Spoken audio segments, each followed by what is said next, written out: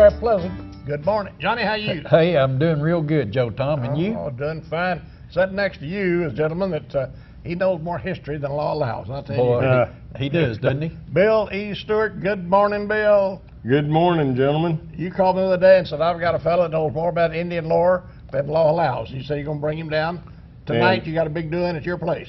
We do, and I have produced this gentleman. Here he is with us this morning. Here he comes, Bill Mealy. Good morning. Good morning. Tonight, you're going to be at the Museum of North Texas, downtown.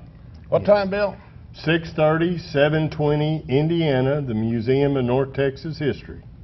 In the Ralph Harvey room. It's the one room that has air conditioning. I like that. I do too. All right. You'll have a presentation about not only a new book you just finished, but also maybe sign a couple of your books. Right. I'll be talking about Juan Seguin, the very important Texas Mexican. They call themselves Tejanos, Right. who helped Stephen F. Austin and Sam Houston. Was he a captain in the Texas Army? He was a captain and then later promoted to lieutenant colonel after his heroics at San Jacinto.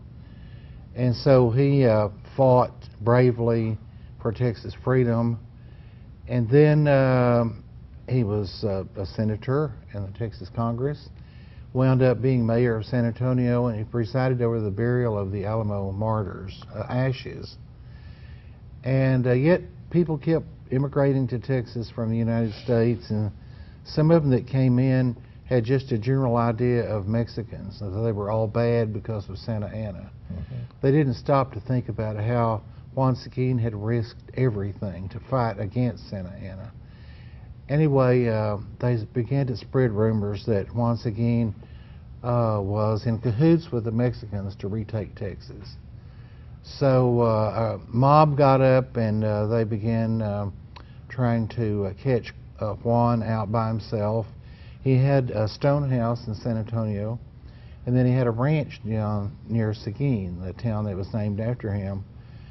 Anyway, eventually he decided that being on the alert all the time, he had 8 children at that time, so he went to Mexico to try to find Seguin relatives there to stay with until the danger blew over. However, the Mexicans had not forgotten his heroics of San Jacinto either. So he was arrested. And Santa Anna was back in power, and Santa Anna says, wow, we got Juan Seguin. All right, you make him join the Mexican army. He has to fight against the Texans. So Juan Seguin wrote in his memoirs later on that Santa Anna thought he would be killed fighting the Texans.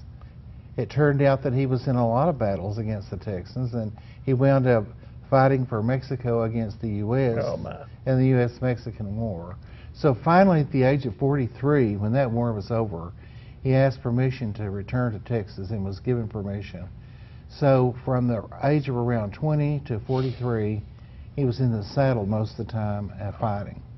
All right, well, you've got him in the saddle again in this book. It's all available right now, and hopefully tonight at the Museum of North Texas in Indiana, downtown with Bill, you'll have some that you'll autograph? Yes, I will, and they're available also on neelybooks.com. You published it yourself then? Yes, I did, as a matter of fact. All right, we're going to take a little break for calls here, fellas. We're going to come back and find out more about the last Comanche chief. Hey, that sounds interesting. Oh, yeah, right after the weather, so stay with us, please.